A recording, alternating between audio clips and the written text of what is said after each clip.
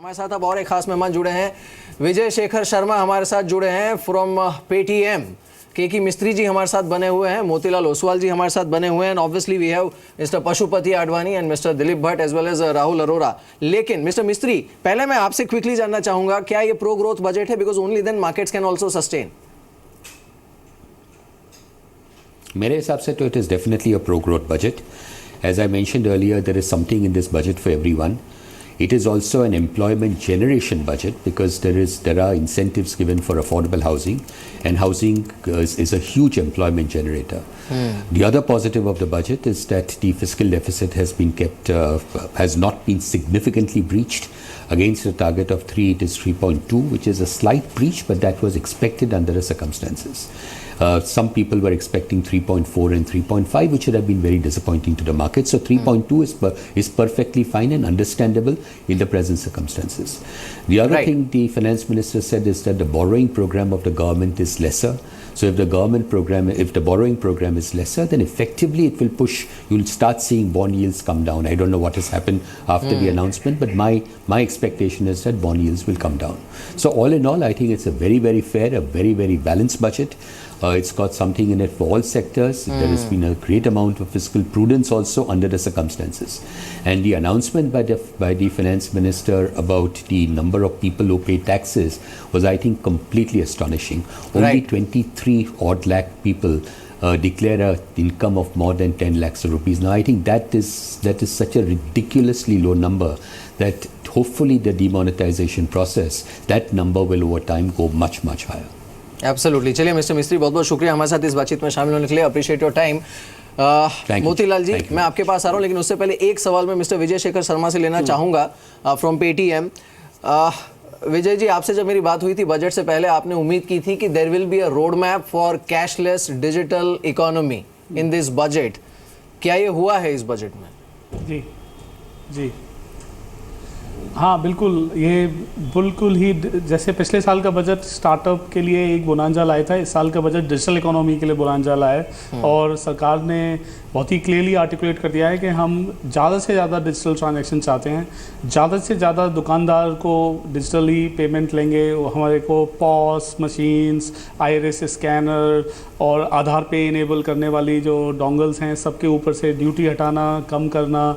और उसके बाद उनके यूपीआई सिस्टम जो एनपीसीआई ने बनाया, उसके लिए एक बहुत बड़ा बूस्ट मिला है, क्योंकि भीम नाम का जो ऐप है अब उसको सरकार अपनी तरफ से इंसेंटिव भी देगी।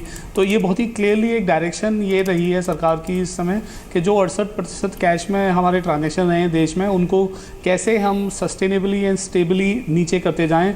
और मेरा ये होप है और मेरी ये विश है कि 5 से 7 साल के अंदर देश में डिजिटल ट्रांजैक्शन मेजॉरिटी हो जाएं। और जिस तरह से बजट में इंसेंटिव डायरेक्शन है, I can see you smiling. I am coming back to you Motilal जी।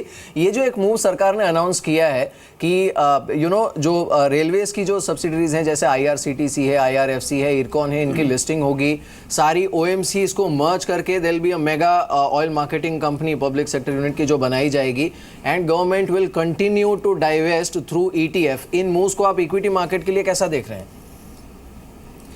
देखिए, रिटेल इन्वेस्टर्स का पार्टिसिपेशन इससे बहुत बढ़ेगा। जैसे सीपीएसई स्कीम अभी गवर्नमेंट की जो ख़त्म हुई है लास्ट वीक में, बहुत अच्छा रिस्पांस मिला है।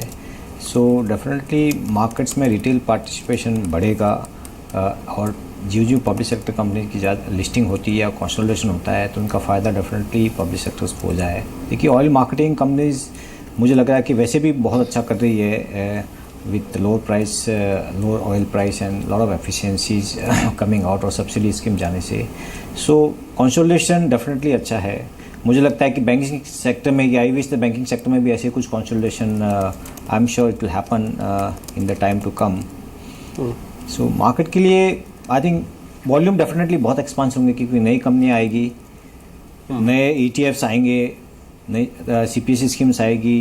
सो ओवरऑल इस बार मुझे नहीं मालूम डाइवेस्टमेंट का गवर्नमेंट का फिगर क्या है, बट इवन लास्ट ईयर भी काफ़ी एंटिटीज़ की डाइवेस्टमेंट हुई है।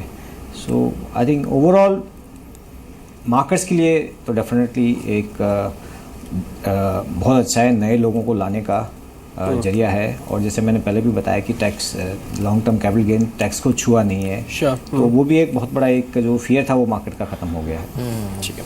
शुक्रिया मोतीलाल जी, आपका जी बिजनेस को समय देने के लिए बहुत बहुत शुक्रिया। विजय शेखर हमारे साथ बने हुए। विजय, एक जनरेशन तो हमने देखी, यानी कि एक स्टेप तो हमने ऑल टुगेदर देख ही चुके हैं, जो पेटीएम का मूव दिखा।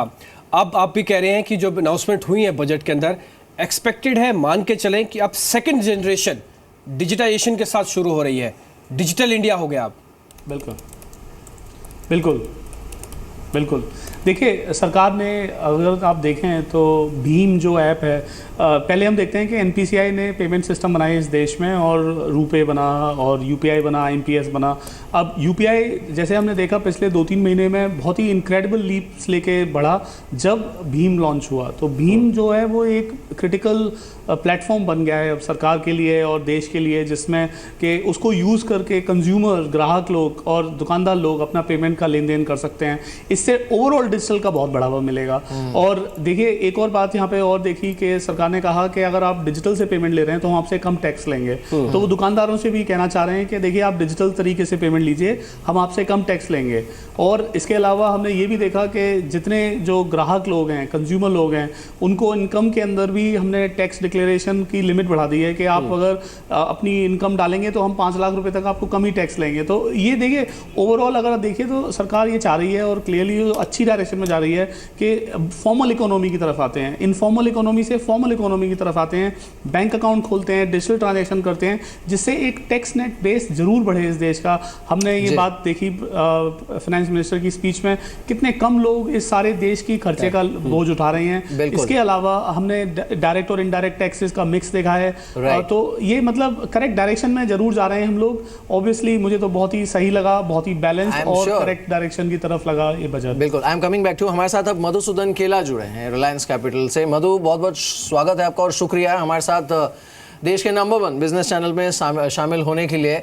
मधु, इस बजट को आप कैसा मान रहे हैं? क्या इस बजट को बूस्टर बजट कहा जा सकता है इकोनॉमी के लिए? मुझे काफ़ी अच्छा बजट लगा within the constraint. I think पूरा starting with the fiscal deficit जो उन्होंने 3.2% पे स्टिक रखा, बाय एंड लार्ज एडहरिंग। देखिएगा, टैक्सेशन में कोई बड़ा निगेटिव चेंजेस नहीं है। कैपिटल गेन्स टैक्स जो मार्केट फियर कर रहा था वो इंटैक्ट रखा गया है 1 साल, फॉर लिस्टेड और अनलिस्टेड कंपनी के लिए 2 साल रखा गया है। ऑन ए कॉन्ट्रेरी, प्रॉपर्टी में कैपिटल गेन्स टैक्स 3 का 2 साल किया है। एक्सपेंडिचर साइड में स्टिमुलेशन लाने के लिए काफ़ी एक्सपेंडिचर में बढ़ोतरी की गई है, स्पेसिफिकली इंफ्रास्ट्रक्चर सेक्टर में।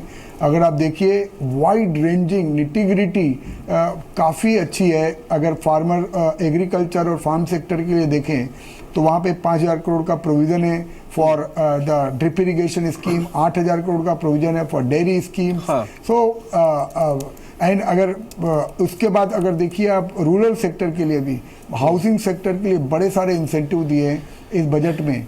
तो बाय एंड लार्ज मुझे लगता है कि कोई निगेटिव नहीं है, और पॉजिटिव साइड में ये ग्रोथ स्टिमुलस डेफिनेटली इसमें प्रेजेंट है।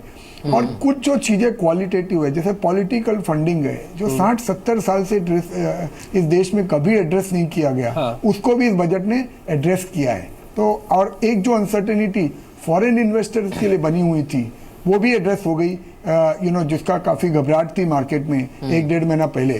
तो बाय एंड लार्ज मार्केट के हिसाब से काफ़ी अच्छा बजट है। बट गोइंग फॉरवर्ड, अब ये बजट तो ओवर हो गया, अब going forward again life will resume. क्या आप वापस देखेंगे फॉर ग्लोबली क्या हो रहा है एंड लोकल फंड फ्लो कैसा है। ठीक है मधु, मार्केट पार्टिसिपेंट्स भी आपको काफ़ी नोटिस करते हैं। अब ये बजट के पॉइंट ऑफ व्यू से मार्केट री रेट हो सकता है क्या? क्योंकि जो अनाउंसमेंट हुई, आप भी कह रहे हैं कि हिस्टोरिकल है, जनरेशन नेक्स्ट बजट है ये, तो मार्केट री रेट होगा यहाँ से? मार्केट मैंने बोला ना, बजट में जो कुछ ऑलरेडी अगर आप देखिएगा तो लास्ट 1 महीने के अंदर मार्केट 78-7900 का, निफ्टी ऑलरेडी 8600 पे था। तो मार्केट में ये एक्सपेक्टेशन थी कि कुछ अनटूवर्ड नहीं होगा। सिर्फ मार्केट को जो घबराहट थी वो कैपिटल गेन्स टैक्स को लेके ही थी कि अगर वहाँ पे कुछ प्रॉब्लम हो गई तो there could be a short term disappointment. तो मार्केट के पर्सपेक्टिव से we are back to usual. तो अब वापस अपन अर्निंग देखेंगे, वापस ग्लोबल डेवलपमेंट देखेंगे, पर बजट के हिसाब से मुझे लगता है मार्केट का रिएक्शन जो है ऑलरेडी दिख रहा है, ये पॉजिटिव ही है। बिल्कुल बिल्कुल मधु, आप हमारे साथ बने रहे। हमारे साथ पेटीएम फाउंडर विजय शेखर शर्मा भी है। विजय, मैं आपसे जानना चाहूँगा quickly, and this is my last question to you, जो स्टार्टअप्स के लिए जो टैक्स रिलीफ का विंडो है उसे 7 साल किया गया है, उससे आप वाकई कितना बढ़ावा मिलता देख रहे हैं? और साथ ही एमएसएमईज को जो रिलीफ दी गई है, do you see that helping the overall economy? Yes, हाँ, तो मैं ये कहूँगा कि स्टार्टअप वाला जो केस है वो जो टैक्स 5 साल से 7 साल कर दिया गया है उससे थोड़ा सा फायदा होगा, लेकिन देखिए स्टार्टअप का एजेंडा सरकार के लिए ये होना चाहिए कि इकोसिस्टम बनाने को सब मदद करे।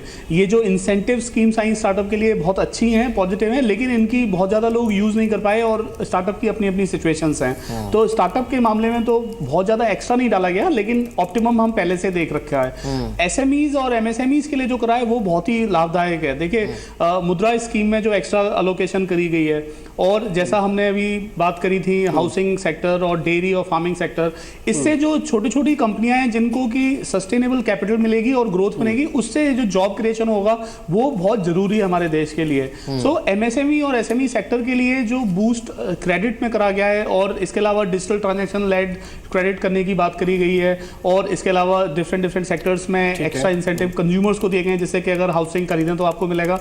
ये चीजें एक तरीके से इकोनॉमिक स्टिमुलस भी हैं और जॉब क्रिएशन अपॉर्चुनिटीज भी हैं। बिल्कुल, चलिए विजय, बहुत बहुत शुक्रिया, अप्रिशिएट योर टाइम हमारे साथ इस बातचीत में शामिल होने के लिए।